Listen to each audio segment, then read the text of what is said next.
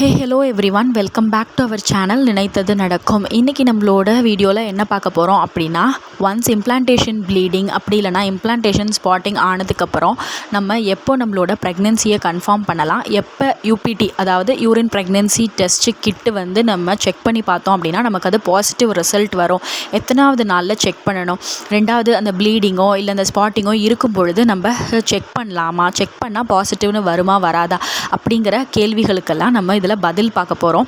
இந்த வீடியோவில் நம்ம அதை எலாபரேட்டாக பற்றி பேச போகிறோம்.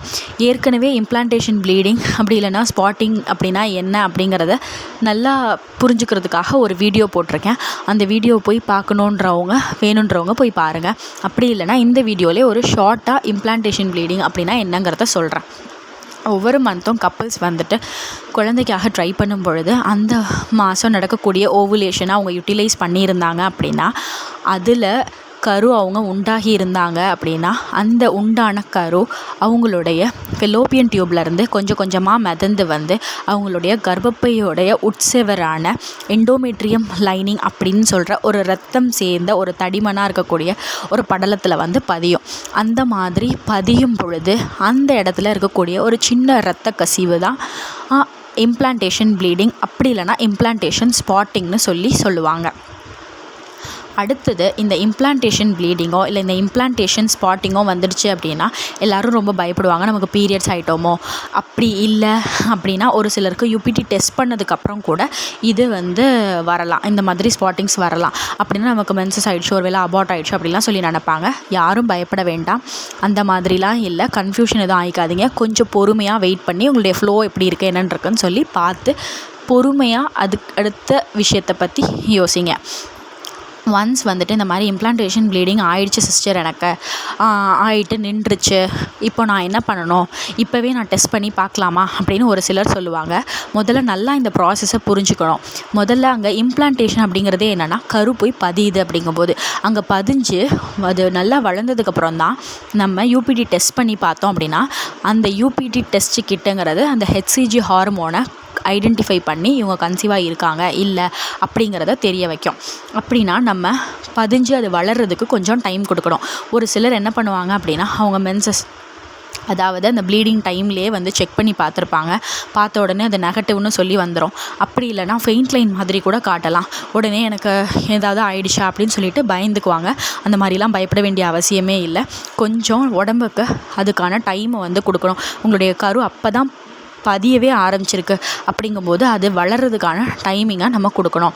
ஒன்ஸ் உங்களுக்கு இம்ப்ளான்டேஷன் ப்ளீடிங்கோ இல்லை ஸ்பாட்டிங்கோ ஆயிடுச்சு அப்படின்னா, ஆனதுக்கு அப்புறம் நீங்கள் யூபிடி டெஸ்ட் பண்ணுறதுக்கு கொஞ்ச நாள் வெயிட் பண்ணுற மாதிரி இருக்கும். அதுவும் எப்படி வெயிட் பண்ணணும் அப்படின்னா, உங்களுக்கு அந்த ஸ்பாட்டிங்ஸ் நின்னதுக்கு அப்புறம் தான் நீங்கள் வெயிட் பண்ணி உங்களுடைய டெஸ்ட்டு கிட்டு நீங்கள் டெஸ்ட் பண்ணி பார்க்கணும். சிஸ்டர், எனக்கு இப்போ இம்ப்ளான்டேஷன் ப்ளீடிங் வந்தது, ஒரு நாள்லையோ 2 நாள்லையோ நின்றுடுச்சு அப்படின்ட்டு இருக்கும் பொழுது நான் எப்போ செக் பண்ணி பார்க்குறது அப்படின்னு நீங்கள் பார்த்தீங்க அப்படின்னா, உங்களுடைய ப்ளீடிங்கும் ஸ்பாட்டிங்கும் நின்னதுக்கப்புறம் 2 நாள், மினிமம் 2 நாள், அப்படி இல்லைனா மேக்ஸிமம் ஒரு 10 டேஸ் கொடுத்தீங்க அப்படின்னா உங்களுடைய உடம்புல உங்களுடைய கரு ப்ரொடியூஸ் பண்ண அந்த ஹெச்சிஜி ஹார்மோன், அதாவது அந்த கருவில் இருக்கக்கூடிய ப்ளசென்ட்டாக ப்ரொடியூஸ் பண்ண ஹெச்சிஜி ஹார்மோன் உங்களுடைய பிளட்டில் எல்லாம் சர்க்குலேட் ஆகி அதிலிருந்து யூரினுக்கு போகிறதுக்கு டைம் ஆகும். அண்ட் தென் அந்த ஹெச்சிஜி ஹார்மோன்கிறது எவ்ரி 48 ஹவர்ஸுக்கு டபுள் ஆகும். அப்படிங்கும்போது நீங்கள் கொஞ்சம் டைம் வெயிட் பண்ணணும். இல்லை எனக்கு ரொம்ப ஃப்ரஸ்ட்ரேட்டாக இருக்குது, நான் ஈகராக ப்ரெக்னென்சிக்காக வெயிட் பண்ணிகிட்ருக்கேன் அப்படிங்கிறவங்க மினிமம் ஒரு 2 டேஸாவது உங்களுடைய ஸ்பாட்டிங்ஸ்லாம் நின்னதுக்கப்புறம் ஒரு 2 டேஸ் நீங்கள் வெயிட் பண்ணி செக் பண்ணி பார்த்தீங்கன்னா உங்களுக்கு பாசிட்டிவ் ரிசல்ட்ஸ் வர்றதுக்கு வாய்ப்பு இருக்குது.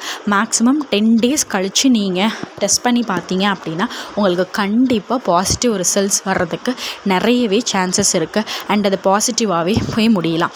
இன்னும் ஒரு சிலருக்கு யூபிடி ஏற்கனவே சொல்லியிருந்த வீடியோவில் மாதிரியே யூபிடியில் பாசிட்டிவ்னு வந்ததுக்கப்புறம் இந்த மாதிரியான ப்ளீடிங்கோ ஸ்பாட்டிங்கோ இருக்கும். அவங்கள மாதிரி ஆளுங்களாம் என்ன பண்ணணும் அப்படின்னா, வெயிட் பண்ணி முதல்ல அந்த டிஸ்சார்ஜோட அளவு இன்னும் இன்க்ரீஸ் ஆகுதா இல்லை அதோட ஸ்டாப் ஆகிடுச்சா அப்படிங்கிறத பார்த்துட்டு, இன்க்ரீஸ் ஆகிற மாதிரி இருந்ததுன்னா நீங்கள் டாக்டர்கிட்ட போய் கன்சல்ட் பண்ணலாம்.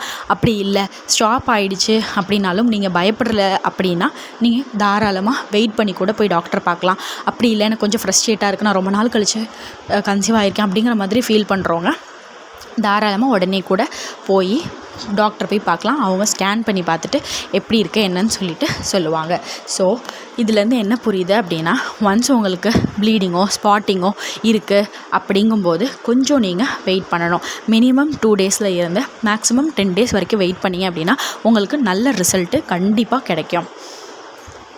அது வரைக்கும் ஹோப்பை விட்டுறாமல் பயந்துடாமல் கொஞ்சம் பொறுமையாக இருந்து தைரியமாக கண்டிப்பாக நமக்கு ப்ரெக்னென்சி பாசிட்டிவ் ஆகும் அப்படிங்கிற ஹோப்போட கடவுள்கிட்ட ப்ரே பண்ணிவிட்டு வந்துட்டு வெயிட் பண்ணுங்கள். கண்டிப்பாக பாசிட்டிவான ரிசல்ட்டு கிடைக்கும் சூன். அது மட்டும் இல்லாமல் இது மாதிரியான இன்ஃபர்மேஷனான வீடியோஸ் எல்லாம் பார்க்குறதுக்கு நினைத்தது நடக்கும் அப்படிங்கிற சேனலை லைக் பண்ணி ஷேர் பண்ணி சப்ஸ்கிரைப் பண்ணிக்கோங்க. இந்த மாதிரியான இன்ஃபர்மேட்டிவ் வீடியோஸ்லாம் அப்கமிங் வந்துக்கிட்டே இருக்கும். இன்னும் அடுத்த வீடியோவில் இந்த இம்ப்ளான்டேஷன் ப்ளீடிங் பற்றி இப்போ நம்ம பேசின மாதிரியே இதே மாதிரி எப்போ கிட்டு வந்துட்டு செக் பண்ண பார்க்கணும் அப்படின்னு சொல்லி பேசின வீடியோ மாதிரியே அடுத்து ஒரு 5 பேருடைய இந்த இம்ப்ளான்டேஷன் எக்ஸ்பீரியன்ஸ் பற்றி பேசலாம், ஷேர் பண்ணலாம் அப்படின்னு சொல்லி நினச்சிட்ருக்கேன். உங்களுக்கு வேணும் அப்படின்னா கமெண்ட்டில் எஸ்ன்னு சொல்லிவிட்டு கமெண்ட் பண்ணுங்கள். தேங்க்யூ. அது வரைக்கும் உங்களிடமிருந்து விடைபெறுவது உங்கள் நினைத்தது நடக்கும் சேனல். Thank you so much.